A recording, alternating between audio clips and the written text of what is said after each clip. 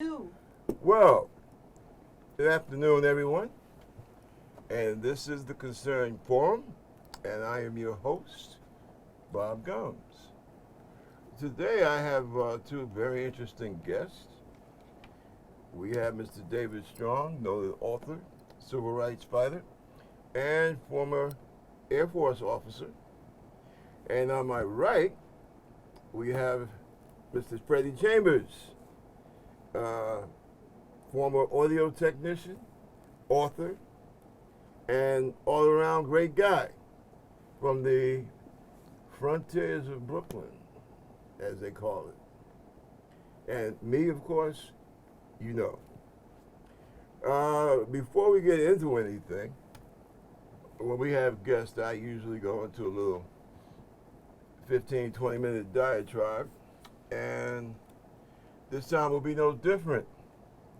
Uh, One of the things that I think all Americans need to be concerned about is that we face some great dangers in this country. And I will say it, the greatest danger, threat that we have to being on the path to a sound republic, to a functioning democracy, the greatest obstacle to that is our own hatreds. And a symbol of that hatred has become, unfortunately, the Republican Party. And I don't want anybody to be confused now, because I'm always fond of telling people I grew up in the Republican family. All right, my old man was a big wheel with the Republican Party right here in Harlem. Okay. However, what we have to understand is that what we see now parading across our media, this is not the Republican Party. This is a fascist element that, unfortunately, the Republican Party brought it upon itself to a large extent because they played games with the trash. They felt that, oh, well, we have a lot of white male Democrats who are angry at the National Democratic Party for standing up for civil rights. So we will be against civil rights, or at least we will give that impression. And that's what they did with people like Lee Atwater, Pat Buchanan, and one or two others. And unfortunately, they opened the window and they let the flies come in. And we are watching and living through the results of those flies coming into the window. The other thing that we have to keep an eye on is would-be dictators. I believe that this so-called gentleman in Florida, their governor, is probably one of the greatest threats to democracy that we have seen since Joe McCarthy, quite frankly. This is a gentleman that wants to be able to tell us what to say, when to say it, and that the lives of oppressed people, the lives of, and the histories of people of color don't matter. And I'm hoping that we can get enough academics gathered to take him to court for what he is trying to do to the floor of the school system. I'm a Navy guy to the bone, and I'm ashamed of some of the people that my Navy has produced for public life here the last 5 years.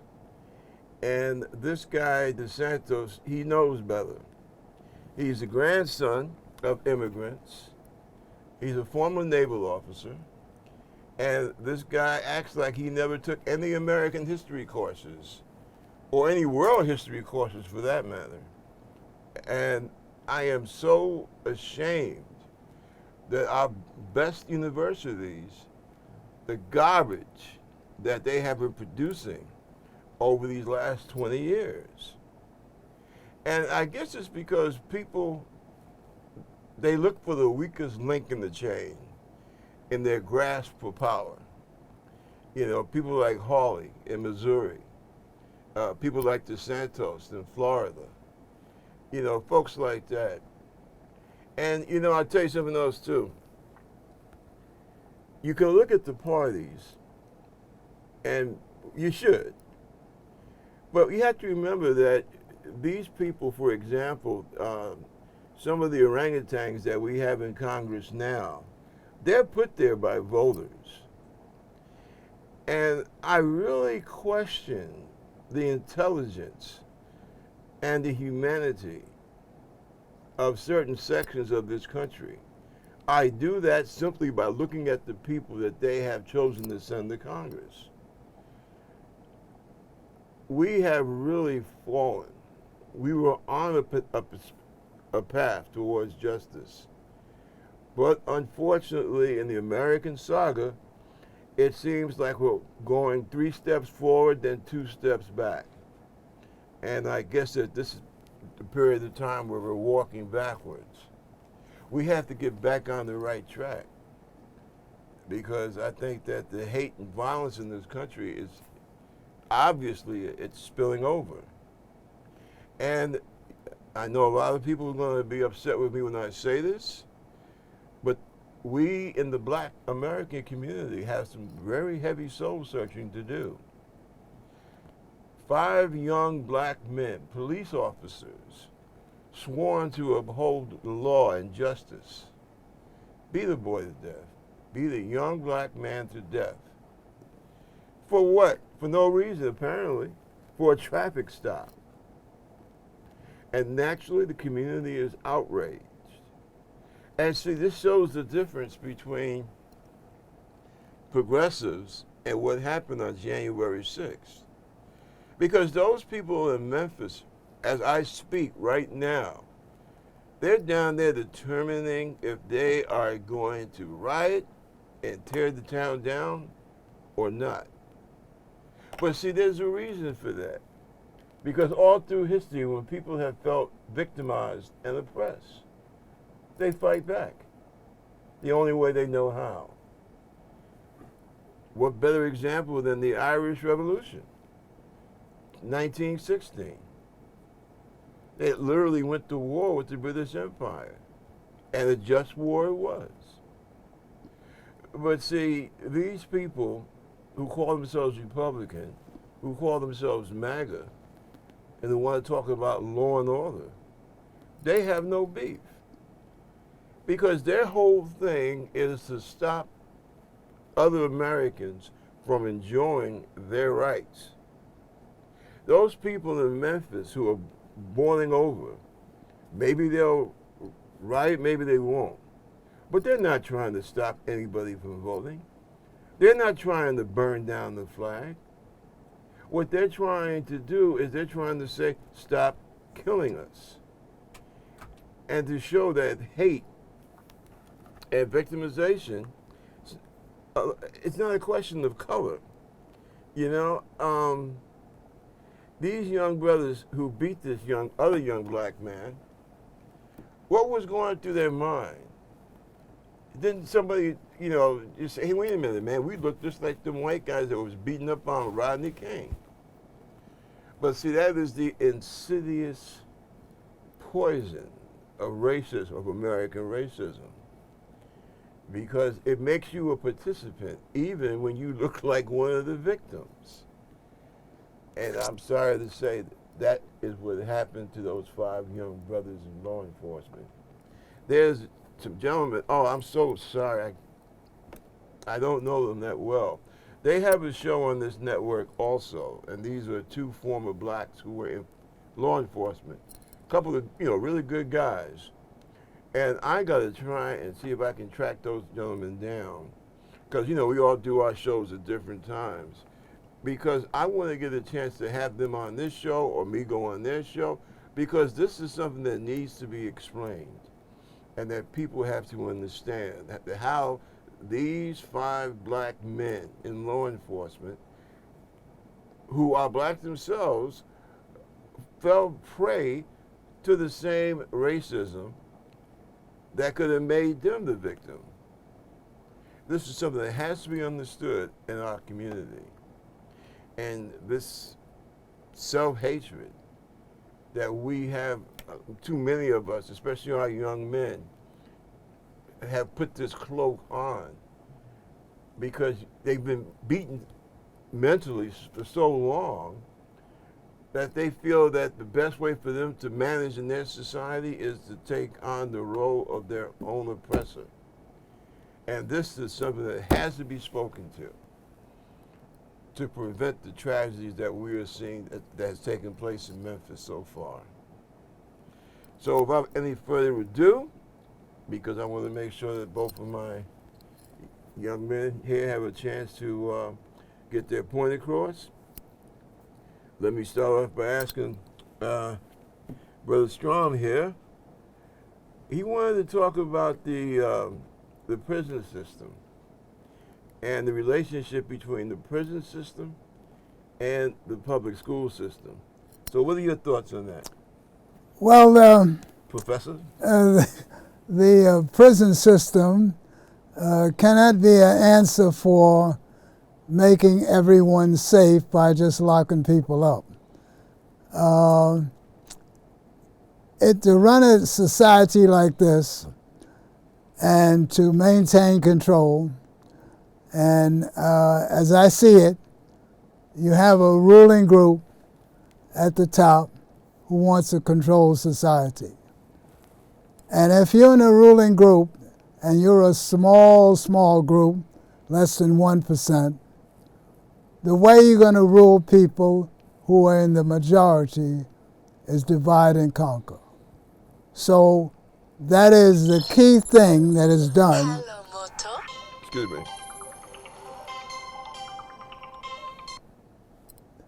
That is the key thing that is done to control the people. You have to have people divided, and then you can rule them. And that's what's going on. So in this society, that is done by dividing up people basically by phenotype. Phenotype is the way you look. You have some people have darker skin, some have lighter skin, and all between dark and very light. So as long as you can divide people up like that, you can rule them. So in this case, what happened in history is that you had people from Europe, principally England, who decided to get slave labor to Look, I'm on get TV wealth. right now. Can I help you? Yes, Mr. Goff, I'm so sorry to be calling you back. We forgot to schedule your next visit with the doctor and the fibro scan. Okay, well, I'll tell you what. Give me a call about an hour from now. I'm on the air. I'm sorry. About an hour from now. I'm sorry. go ahead. And the way to get wealth is certainly is to have people enslaved to make the wealth for you, and it worked very well in the 19th and 18th century. And back in the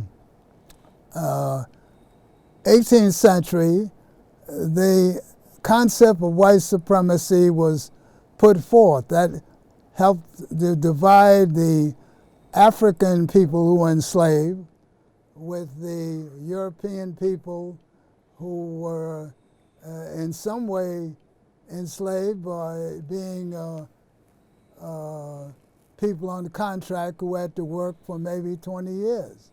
So you want to divide those people up because those people would put a challenge to the ruling people who are gaining all the wealth of the work done by the lower people. So what we have today is basically a situation where a small group of 1% or less have the major wealth, and the masses of people at the bottom or sometimes in the middle.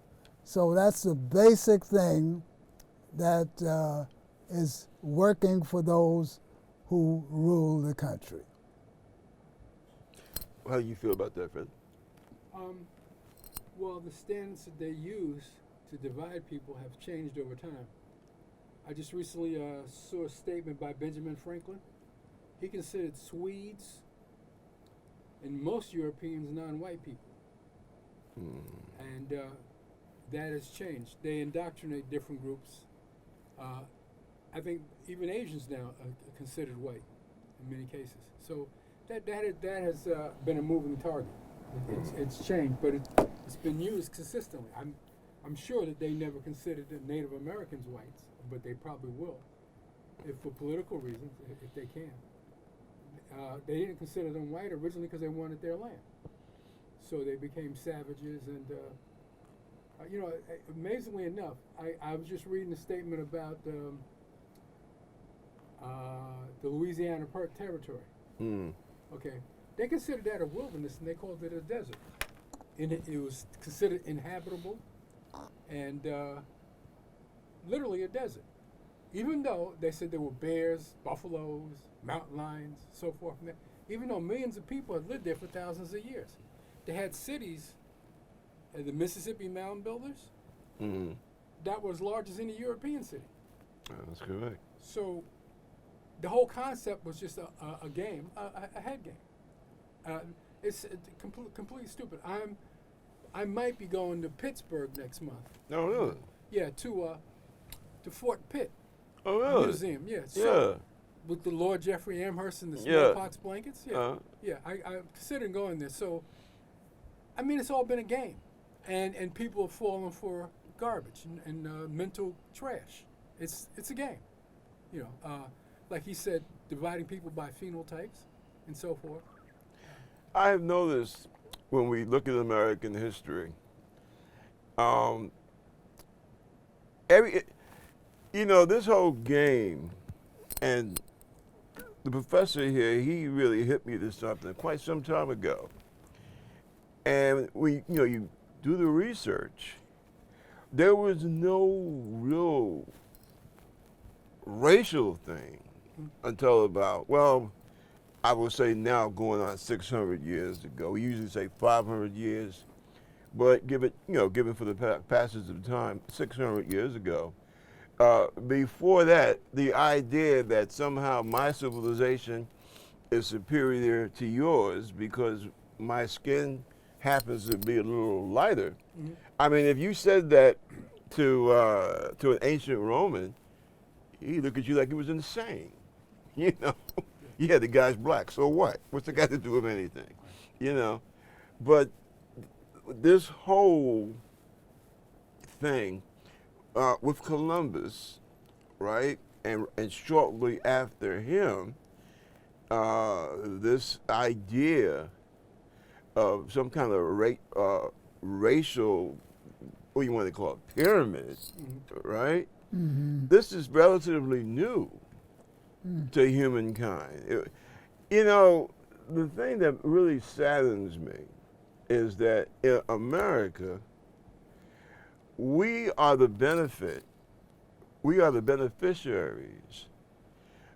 of the rest of the world, all of the science, the architecture, what we got from China, what we got from Africa, what we got from Europe.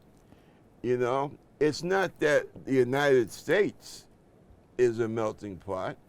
It's that this whole planet is a melting pot. We go to, we go to the moon almost actually better than most commuter days when I try to go to work in the morning. We go to the moon, right? We're going to Mars within the next 5 years. All because some Chinese priest had an idea about scaring devils or whatever, and they came up with this thing called gunpowder. See, and that's where it all started from. And then you had some Arab guy that wanted to go from one point in the desert to the other, and he comes up with a compass. And then the Vikings do him one better by being able to get some kind of glass crystal and look at the sun. So the idea that, I'm the only one that contributed to humanity, I mean, it's just so much BS. And see, this is why Um, and I say this. I'm a proud progressive Democrat with democratic socialist tendencies. Quite proud of that. And this clown that's masquerading as a governor in Florida, I his game, it's like he wants to quietly be a Hitler or a Mussolini, you know. And I keep going back to him because I'm just wondering, when are the American people, when are they going to realize enough is enough? I'll tell you exactly what I mean. And David, I want you to chew on this well, one. The points you're making are very important because the way this system runs, they don't teach children in school anthropology. They don't teach children that we're all one species, no matter what our physical look is, our phenotype. I feel they don't teach them a damn thing in this country. We're the same human family, and we come from Africa, all of us on Earth, and if you go far back enough. And the proof of that is the fact that a person from any place in the country, human being can get together with another human being and produce an offspring. Yeah, so that shows you're in the same species. Okay, now the thing is this. I had a thought, but it caused me to lose it. So therefore, it must not have been that important of a thought. Mm-hmm. But what frightens me is the fact that Americans, and this across racial lines, we have become so mentally lazy. And not that this is anything new, okay? Our best quality is the way we like to search for knowledge. Those among us who feel that knowledge is valuable. Now, we have a governor in Florida that really doesn't want anybody to learn a damn thing about what has transpired over the last 20,000 years. And I don't think that that's good for our empire. And yes, Virginia, we are an empire. I know a lot of people don't like to hear that. But if you look at what qualifies a nation to be an empire, we check just about all the boxes, right? Now, you can be a good empire, you can be a bad empire. People can have good things to say about you 2,000 years from now, or people can say that you were garbage when they look back upon us 2,000 years from now. It's up to us, how the world looks upon us. And both of you gentlemen, like myself, have had experience in the military, have had experience being overseas in different countries, different cultures, all right? And anyone that is honest will know, Americans, we don't have all that, we don't have a lot to brag about. The one thing that really puts us high up on the food chain is the idea of self-government. And what happens, we are, it's the right wingers always talk about, like they used to attack Obama saying, oh, well, he doesn't believe that America is special. He doesn't believe that we are the necessary nation and what have you. And the truth of the matter is, I believe that America is the indispensable nation. I believe that we are mankind's last best hope to show that people are able to run themselves without a king or a pope or an emperor or some jackbooted thugs basically telling us how to live. The problem is that we don't live up to our creed. And if we don't stop, if we don't really start taking a look at ourselves, I truly fear that we're not going to have in America. The things that used to make us the shining light of the world, in spite of our many thoughts and the many of the negative things that has happened here, we were somebody. And what did conservatives give us? They gave us Donald Trump. And how were they able to do that? My friend here wrote a book called Playing the Game. And that expresses the whole deal. How we could have allowed ourselves to be sucked into this MAGA nonsense. And it's because we allowed people, Trump, people from Russia, to divide us. It's just that simple. And we have to change. Otherwise, we're not going to exist. What do you think, bro? Well, to me, the most important thing is to understand the system you live in. And most of us have no understanding of what those in that 1% are doing. They don't understand any kind of thing about anthropology and the origins of mankind, and we all are sisters and brothers throughout the world. And the concept of race and all that, that's a system of control. That's right. You just said something. We're all sisters and brothers, right? That's correct. Well, do you know, and this is a scientific fact, or I should say a genetic fact, every person that you run across, I look at her, right? I look at the folks downstairs. I look at you. Do you know that we are all between, what is it? How did she put it? 30th to 50th cousins. Yeah, Literally. intergenerational. Yeah. So that means that this cat sitting over in China somewhere, we're cousins. We are related. There's also a practical aspect to the condition that people are in. Nationalism and so forth. Uh-huh. And you can't, you're starting to sound like the 1960s. You know, you got to think about the practical aspects. And people have to exist in the real world as it is. Can Africans think that they're sisters and brothers related to everybody and everything's cool? I don't think so. They have to, I'm not saying what you're saying is wrong. Don't get me wrong about that. But there's a practical aspect to culture and nationalism. Americans are it's a very important part of American culture too also. The concept of an American, you know, that's a national, it's not racial, it's nationalism. It's a concept.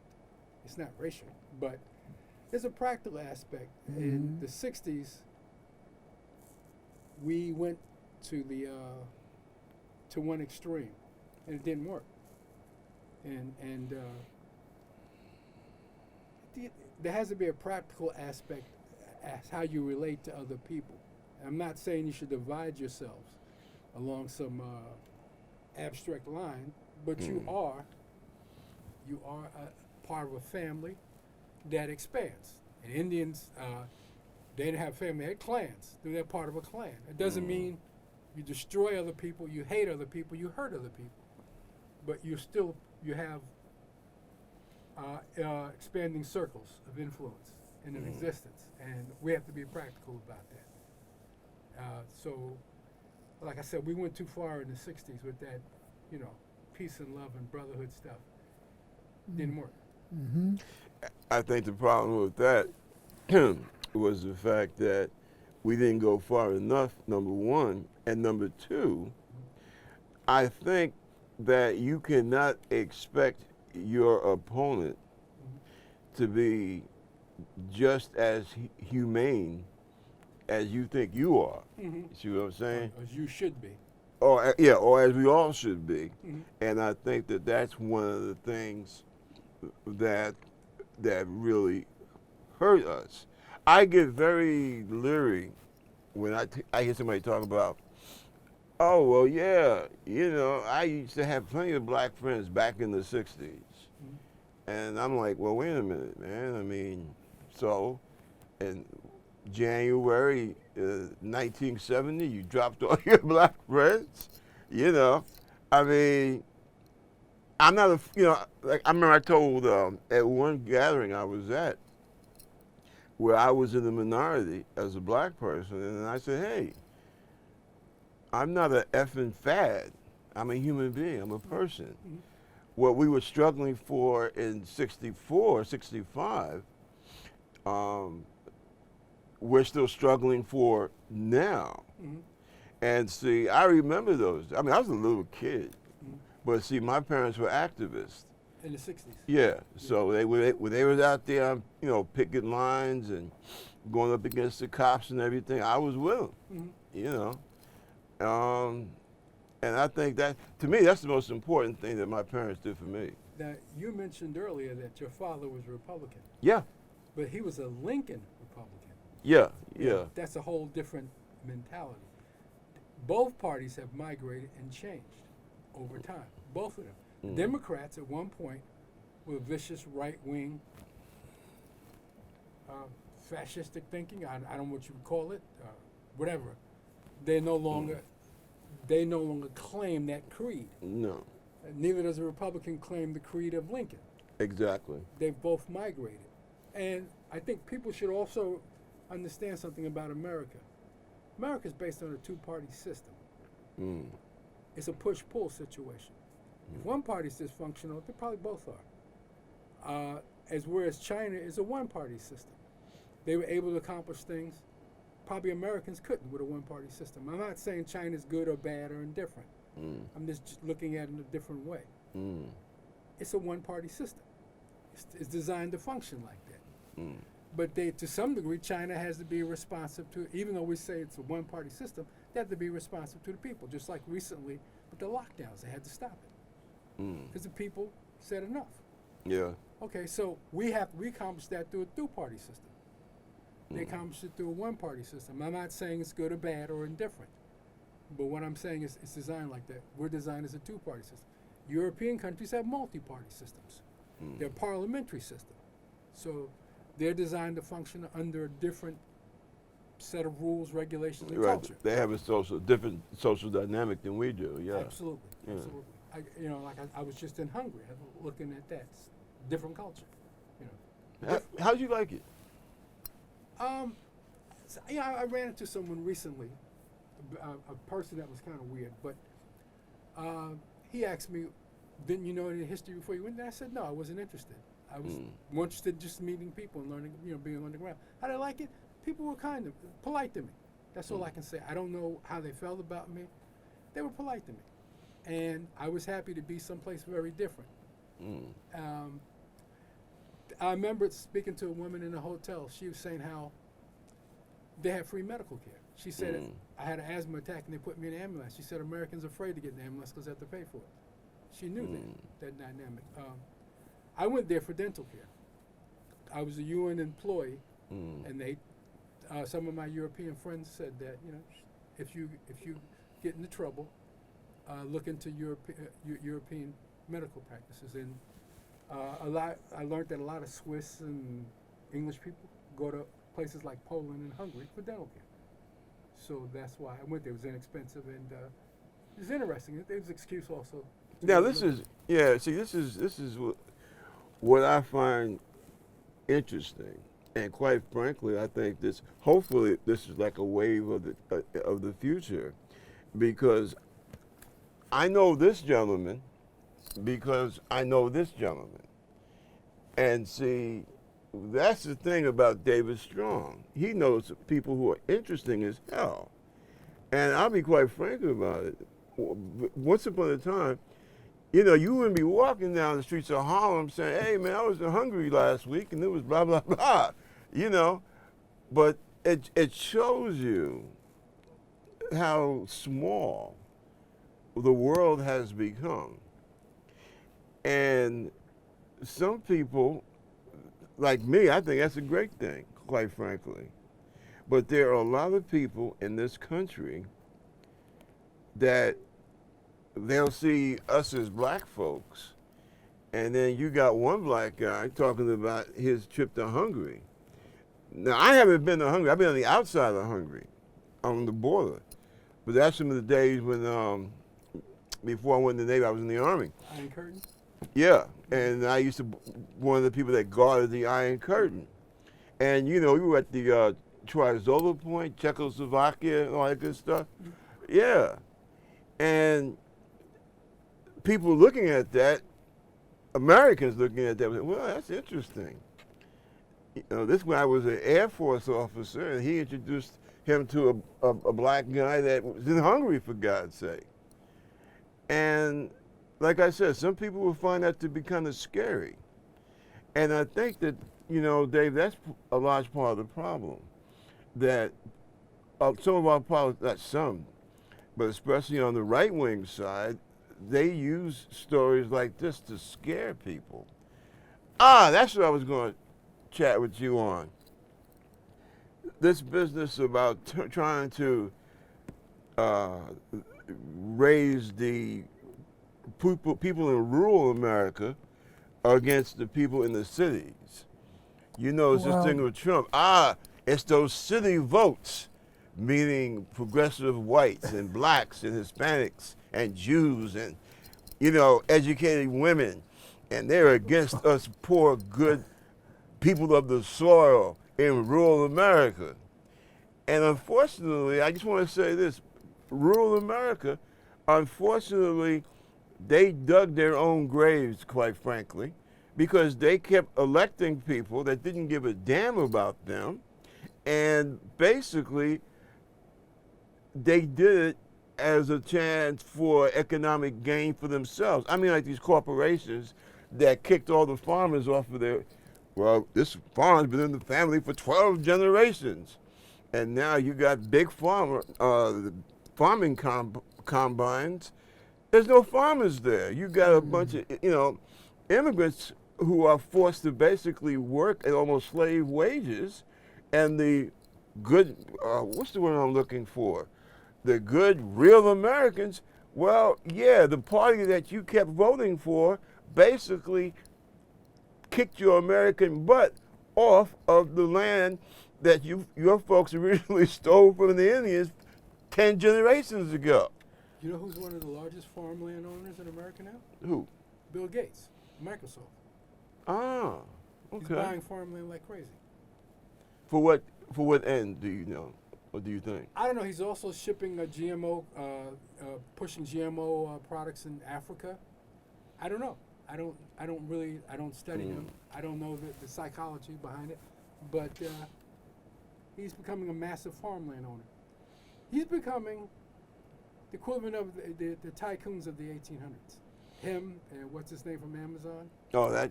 Yeah. Well, the guy from Amazon. Well, those are the people who have political power. Remember, they also pay very little taxes.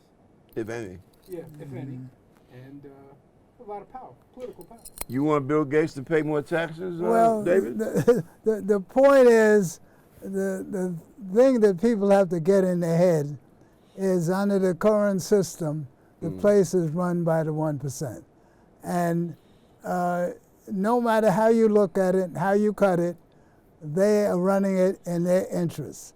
And they do everything they can, which is the number one thing I'd say is divide and conquer.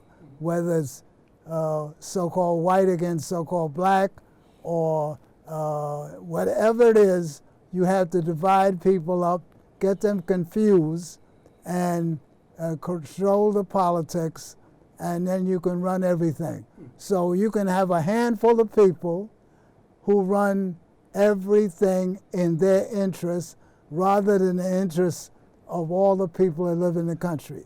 That's why you have so many poor people here. That's why you have so many prisons, because they fool people and getting them to think, oh, we can build more prisons and then it will be safer. And instead of doing things that are necessary to make the quality of life better for people, and then you wouldn't need all those prisons. And that's the problem we have.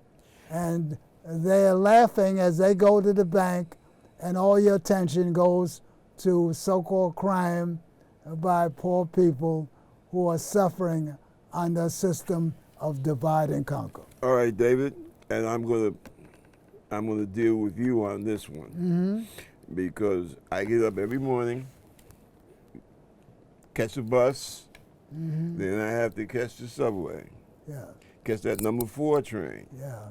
and then I have to get off at 42nd Street at 40 Deuce, catch the number 7. I'm laughing because I know where you're going. Yeah, and see, here go the deal, Oh, right? yeah.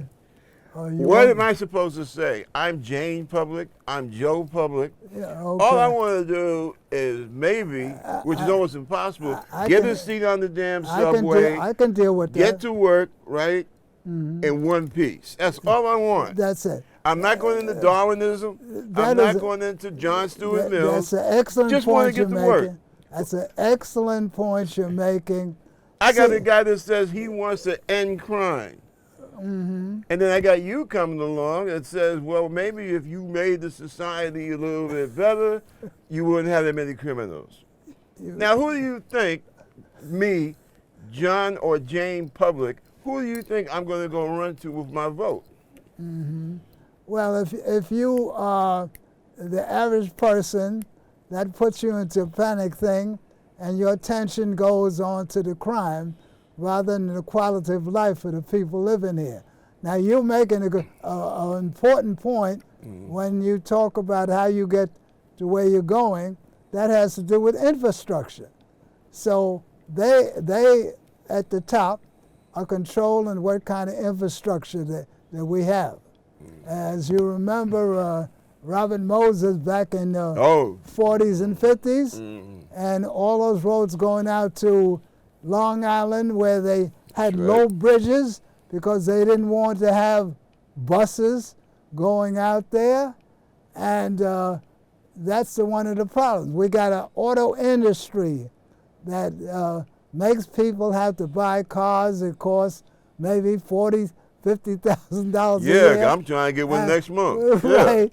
Rather than having the infrastructure that would allow people to get around without being forced to buy an expensive automobile.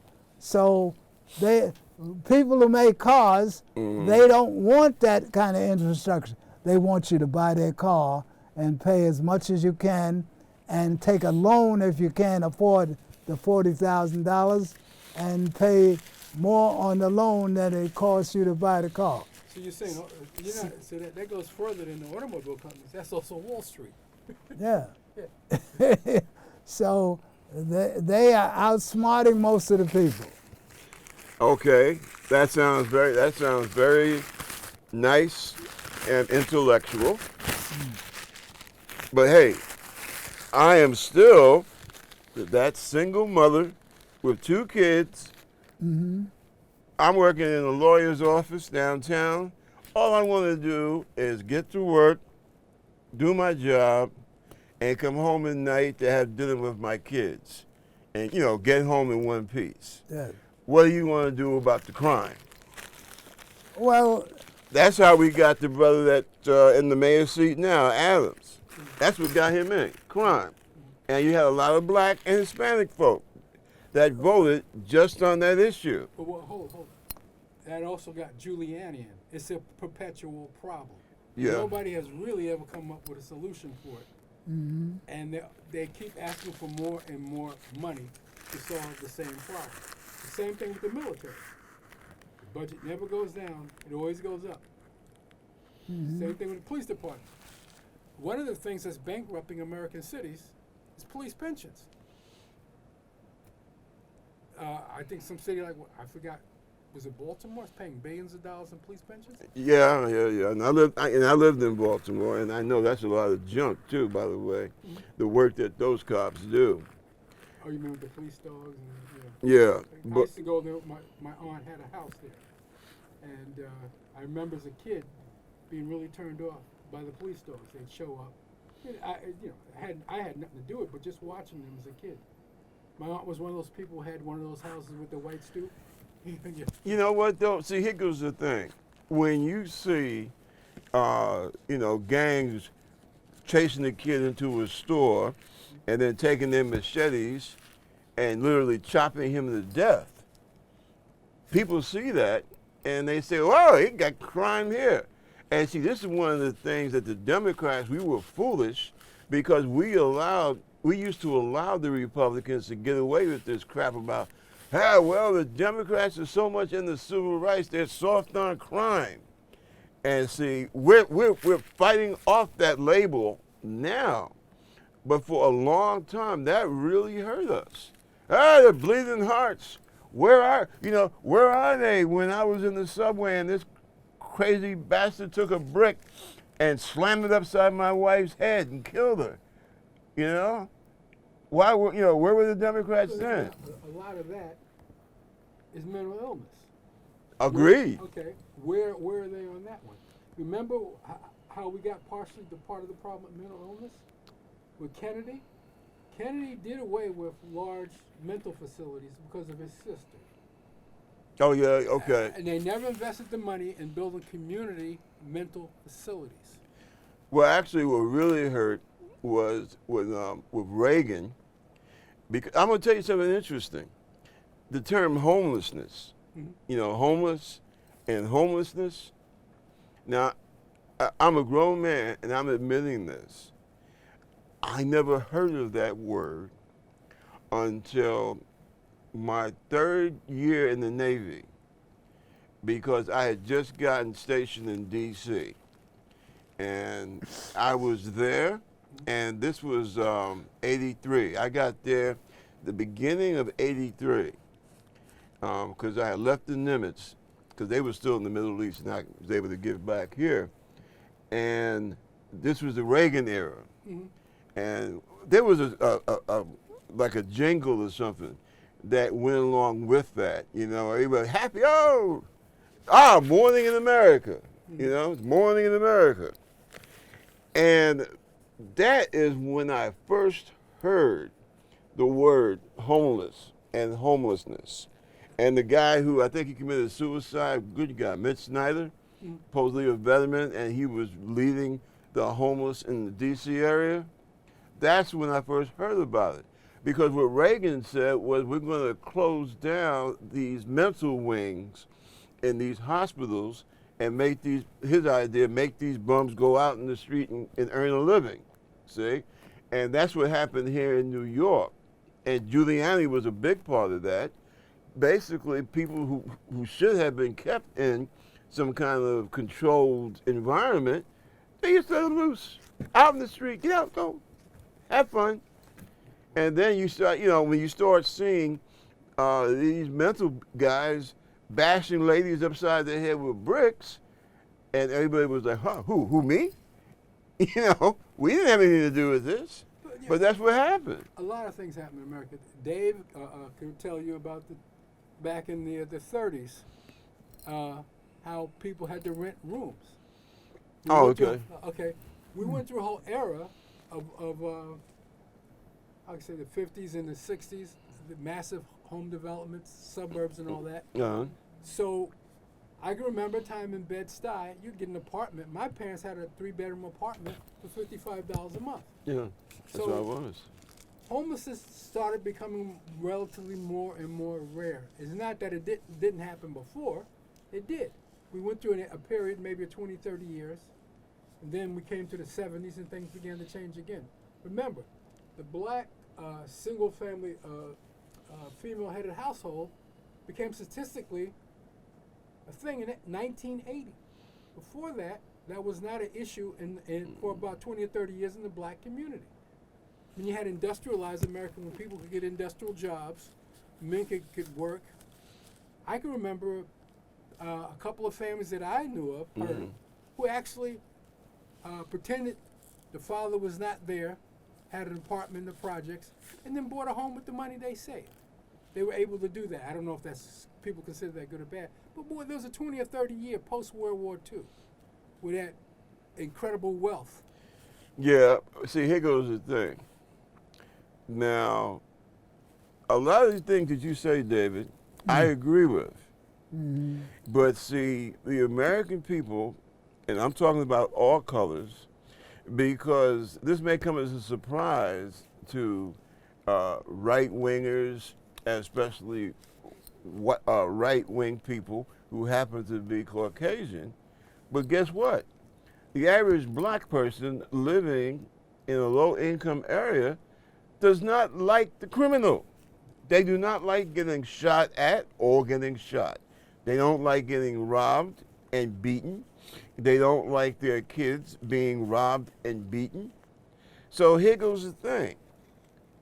Someone like David Strong comes along and says, well, this is what we need to start doing. And then meanwhile, at the next block, you got schmucks going into a bodega and wind up blasting away 3 and 4 little kids who were just in there to buy candy. And people say, well, we got to put an end to crime. Crime must, we got to get tough on criminals. So, David, what do you want us to do? The solution is not to build more jails. So we The let these solution people is just not to run build more free. jails. The solution is to develop a society where the main thing is to take care of the people that live in the society.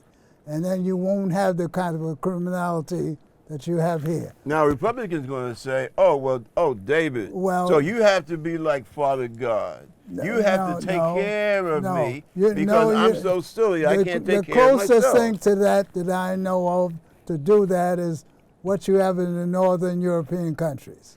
The places like Sweden, here you go. Norway, Iceland, Finland, yeah, I know. I got the whole deal. Finland, I've been to all those places, and you can or Switzerland. You can walk around there 3 o'clock in the morning and feel I as agree. safe as you can. I agree. Be safe. So the people have to understand how they're being played. And the way the play works is you got people against each other. They don't teach anything about anthropology, and people would know that we're all the same family, and the reason we look different is because many thousands of years ago we went to all over the world. Yeah, I got that. Yes, So but people why- don't know that. Yeah, but see, people, why is it then, and everything that you say is true, but that being the case, why is it so damn hard for people like you to get elected? That's the problem. You know, you're making an excellent point here. Don't forget, the people at the top in that 1% control all the media, radio, television, the computer, newspapers, and they're very good at propaganda. And as an intelligence expert, you know that propaganda is something. Yeah. So you can have people fed this propaganda, and they draw attention away from those who rule at the top in that 1% and put it on the people who are poor and impoverished. And just so you give them enough to keep them from revolting, you can go on continuing to do the things that you do. So the point, people do not understand that. And they don't learn that because those in power do not want you to learn that. You're making a good point about Florida, too. They don't want you to know history. They don't want you to know any real history. So that's a part of the technique of controlling the people and enriching yourself. And we're in a society that is enriching those at the top, while the rest of us in the middle and lower regions of the economic scale are getting poorer and poorer. Now, I understand what you're saying. Let me bring this point out. History has shown that no nation, no empire, no country, no nothing can continue to exist with a small group of people on the top and a huge mass of people on the bottom that don't have jack.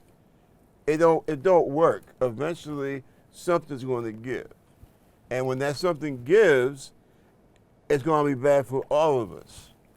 Well, you're talking about a revolt, and No, I'm not even talking about. I'm not so much saying a revolt.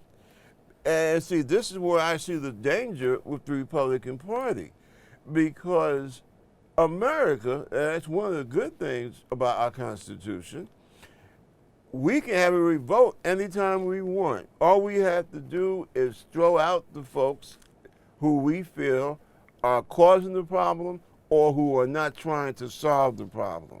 But what we do is we keep on, in many parts of this country, we elect the people that cause the damn problem. But you know, one of the problems you also have with a two-party system, Uh-huh. if they give you A and B, and you want C and D, that's a problem. In other words, if you have a two-party system, Mm-hmm. and if it's controlled by a small group of people, which Dave is talking about, they give you A and B, but you want C or D.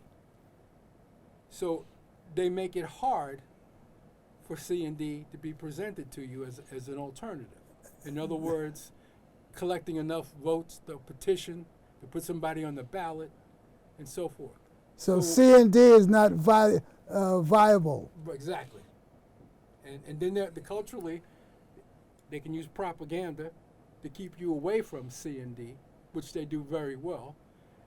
You're talking about DeSantis in Florida. Maybe I shouldn't mention his name. Yeah, go ahead. Okay, but he is offering you E and F, and you're saying a small group of people want E and F, and if he has the wherewithal to offer that as a possibility to control it. Well, see, the problem that I see with the Republican Party of today and with people like DeSantis in that party is that we do have a democracy. You do vote. You can elect the people that you feel can best serve your interests. The problem is, as my European friends used to tell me when I was over there, too many working class Americans vote against their own interests. You talk about DeSantis. Now, this guy has a stake. Those people are getting ready to live a nightmare because, you know, in Florida, the big thing is to have your own home.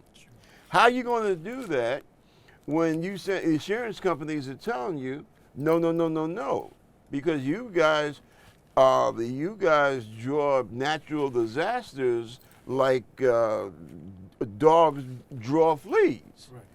And your state needs to come up with some kind of plan to, you know, kind of share the pain somewhat. And they don't believe also climate change or something is going on. And That's they don't right. Believe in it. One of the greatest examples in the world of climate change is Florida. Yeah. And the people who are elected to positions of power in that state don't believe in climate change. And see, this is what I'm talking about. You know, where Americans have to stop. They need to understand that when you are voting, right, and you are a person of a certain income level, you do not go out there and vote for people, as you say, of the 1%. But see, they do that. You know, it's just like with FDR. FDR came from the upper echelons. But he had enough sense to know that, hey, we have to start doing things for these working class people. Oh, they're going to overthrow the government. Yeah. You got federal home loans. You got the GI Bill. You got the, TVA to electrify. WPA. And the WPA. I'll give you an example. We were just coming over here. We saw the railroads.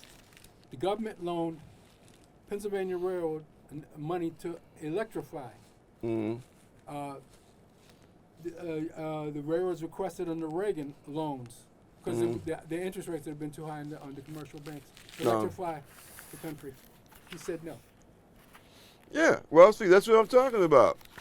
And when you talk about the gap between white rural America versus the cities, rural America, they dig their own graves because they keep voting for people that don't give a damn about them and don't do things that could help rural America. Now the Democrats, I've seen their policies, their playbooks, their plans. It would help rural America a great deal. But yet these fools go out and vote Republican. And then they wonder why their life sucks. Cultural nationalism. Isn't it? It's culture. Well, ladies and gentlemen, we're enjoying this, and unfortunately, all good things must come to an end, so they tell me. And we're going to be here. Well, I'll be here next week, same time, same channel. And I'm sure as we go into the spring and summer, you will be seeing either one of these two gentlemen here quite a few times. And this is the kind of quality that we're trying to maintain here. So be good to each other. See you next week. And take care of each other. And pay attention and stay woke. It's a good word. Pay no mind to the Santos and the right-wing kooks of the Republican Party. There's nothing wrong with being woke. It means you're awake. Take care.